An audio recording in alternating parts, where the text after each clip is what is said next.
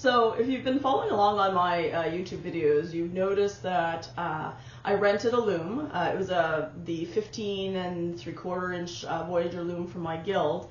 Very similar to this one, except for the fact that it happens to be actually much more narrow. This one is a 24-inch loom. I really enjoyed it. I have my 45-inch fanny, which I love to bits. It's a 4 harness. But I wanted to try 8 harness, and I was able to make a gorgeous scarf with it. So obviously the more harnesses you have, the more amount of detail you have. And the question was, do I, go for a floor loom or a table loom? Do I stick with 4 harnesses or go to 8 harnesses and so forth? So I did a bunch of videos trying to go through my thought process. I finally decided I wanted to get a 24-inch Voyageur. I did manage to find one at a reasonable cost from a master weaver who happened to be downsizing her collection.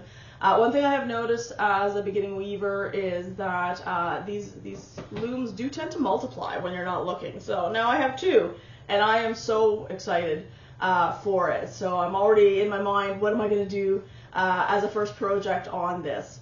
So I was also extremely lucky because the Master Weaver also gave me a huge amount of resources that's new to me, in addition to the ones that I already have. So I want to be able to show you some of the things that I've found in case you guys come across some of these treasures yourself, to see what benefit they could be to you. I'm still working my way through the goodies that I got. Lots of wonderful evenings reading through some of this stuff and enjoying myself. But again, I would love to start showing you, another project that I would start to do on this one. I'm thinking Rose Path. We'll talk about that a little bit later on. Okay, so for my first section of treasure troves, basically is that I got a whole bunch of hand-woven magazines, and these are from like the early 80s to 90s. So some of the things in there are not quite, quite useful to me, like some of the fashion things, for example, are quite out of date. But some of the information has not changed. For example, they talk about books from the past as well, and so forth. So, like this is one example right here, tartans and plaids. I still have a subscription to the actual more recent handwoven, and with the subscription that I bought, I also have access to all these old issues as well. But I'm a person that, I like the feel of an actual magazine in my hands, reading it on the couch, for example, or out on the patio. And so I do truly appreciate having these. Okay, so let's go on to the next one.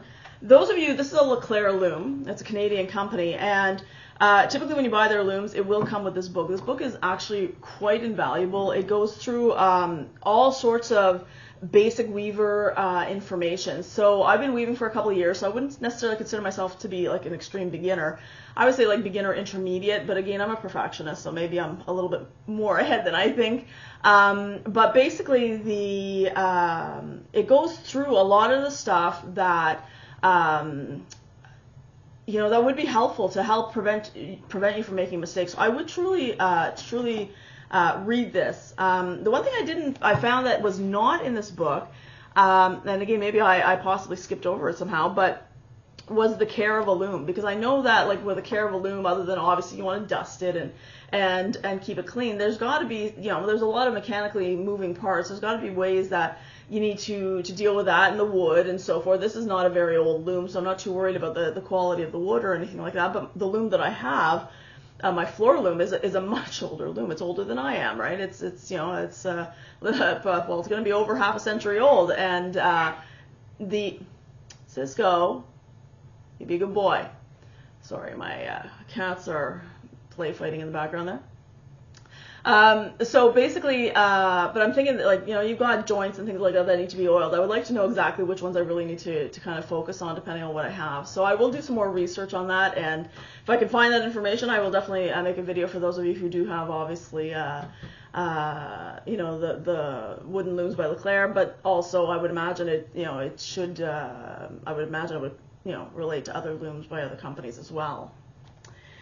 This is, I found quite interesting. It's a magazine called Weavers. I've never heard of this magazine. I don't even know if it still exists or not. And so these are from 1996. So 1996, 95, in that kind of range. So it may or may not exist. Maybe it's an American magazine, because I've never seen this magazine here. So again, haven't started reading these magazines. I'm looking forward to it.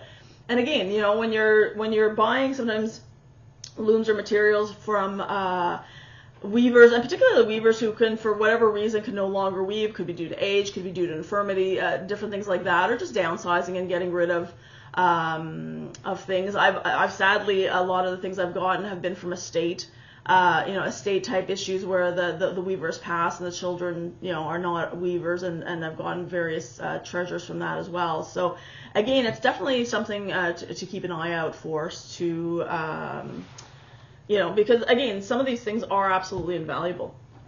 Now this one here, I'm not sure. Again, it says Complex Weaver Journal, so I don't know that I'm up to the level to be able to get a lot of what's in here. But as I kind of go through it, I mean, it's got, you know, different patterns. This one came with Complex Weaver Ontario Study Group. Okay, so different types of patterns to be able to do. So I'm thinking that, you know, there's definitely going to be valuable information in here as well, okay, for me as my skills definitely increase over time. Now, one of the things I was looking at, the person who sold me this, unfortunately, she lives in a different town than I do, which I'm a little sad about. I'm allowed to I'm able to contact her. But it would be so awesome to have her in the same town so I could pop over, have a coffee, and discuss things with her on a more regular basis. But she used to teach as well, and so one of the things when she taught was Rose Path, and I happened on the loom that I had earlier at the beginning of the segment there. I don't know, I'm not sure you'll be able to see it if I pull it over. No. So there was a little piece of material at the beginning when you saw the loom, and that's an example of Rose Path. It's a bunch of pictorial kind of pictures that you can weave depending on the amount of harnesses. And because I don't have, for example, this can be very similar to something else called bound weave, which I have not tried, nor have I tried Rose Path. So I'm still trying to educate myself on how to do it. And as I get a little bit more proficient, I will definitely do a video on that for those of you who are interested. So, for example, I might, you know, do some. I'm thinking of doing maybe some face cloths because they're small, they're quick, and then I can try some of these patterns. And you know, if they don't quite work out, they're face cloths. You know, it's not the end of the world, and at least it allows me some practice. You know, there's ho ho ho, and there's, you know, Christmas trees, there's some tulips, and there's some other ones in this booklet that she made. Now, there we go. This one here is, I think it's just a calendar of examples there. One of the things that I thought was really cool is that she gave me a folder of a whole bunch of pages that she picked up at some sort of, you know, weaving conference, and basically it has the actual weave, for example. It has, you know, the draft, some information on it, and I thought, oh, this is really cool because this is something perhaps, you know, we could do for ourselves as well, right? It's cardstock. You know, you can draw in the draft of something that you've done, and you know, keep a store of it. I do have a binder that I keep all the patterns that I've done with little notes and, you know, things that I had trouble with, things that I altered, and so forth. And so this is something similar as well. It's just definitely more professional looking than my binder. Okay, but she's got all different types, like, you know, of different weaves and what's been done. So that I find is quite cool. I really like this pattern. I definitely want to try that. This one here is not probably going to be something for me. This one you know, has to do with sewing designs and you know, making of clothes and things like that. I'm not, you know, phenomenal sewer, so this is something I may not necessarily use. But again, why do you weave? I mean, you weave to not only make things, but you weave to use that fabric to be able to make other things. I haven't quite gotten up the courage yet to cut into that fabric and make other sewing things. I'm still building up to that.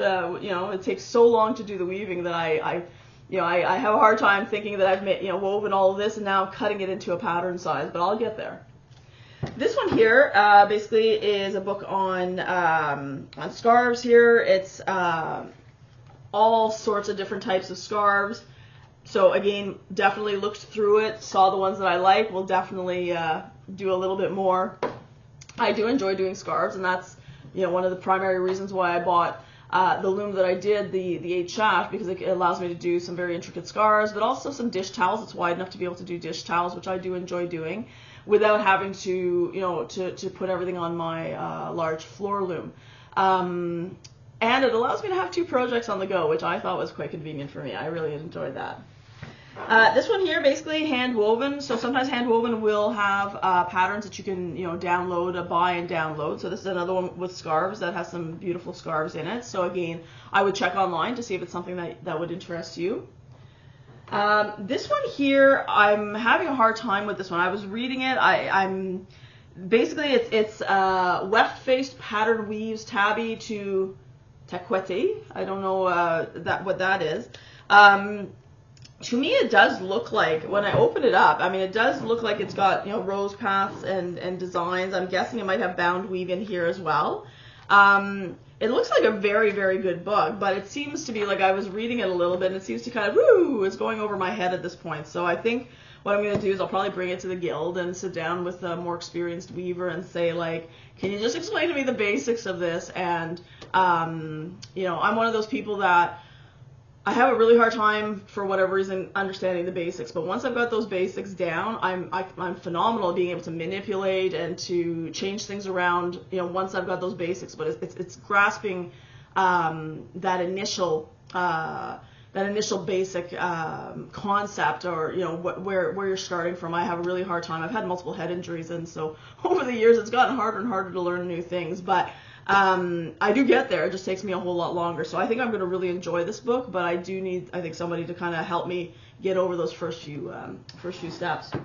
One book I forgot to mention basically was the 8 shaft, a weaver's book of 8 shaft patterns from the Friends of Hand Woven. So this one has a huge amount, okay, of all sorts of different patterns. It also has a bunch of rose path patterns, I believe, too. I found, I think it was like on page 30, I believe.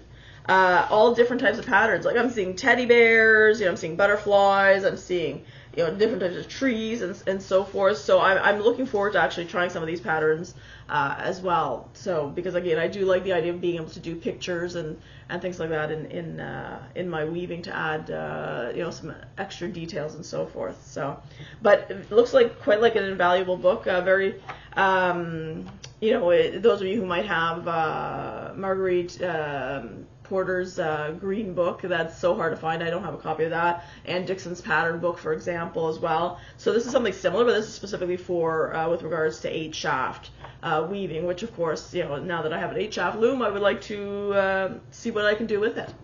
This is a book, I haven't started reading it yet. It looks quite interesting. It's Hand Woven Textiles of Early New England.